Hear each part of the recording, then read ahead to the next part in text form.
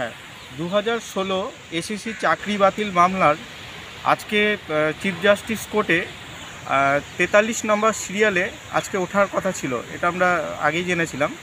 তো আমি একদিন 2016 যে এসএসসি যে চাকরি বাতিল মামলা, তার পক্ষ থেকে আমিও এসটি এর পক্ষ থেকে আমিও পিটিশনার, এবং আজকে আমি এখানে উপস্থিত ছিলাম।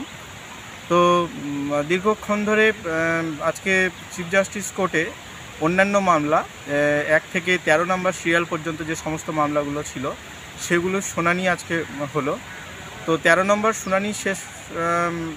শুনানি হওয়ার পরই আজকে চিফ জাস্টিস উনি বললেন যে পরবর্তী দিনে নেক্সট ডেতে উনি বাকিগুলো শুনবেন। তো স্বাভাবিকভাবেই আজকে আমাদের যে 43 নম্বর যে আমাদের যে চাকরি বাতিল মামলা, সেটা আজকেও চিফ জাস্টিস কোর্টে ওঠেনি।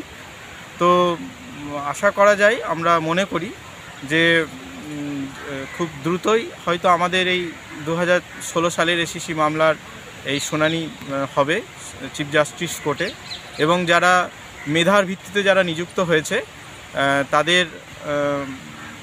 তারা নিশ্চয়ই একটা সুন্দর তাদের জন্য হয়তো একটা ভালো রায় এই সুপ্রিম কোর্টে ঘোষণা হবে।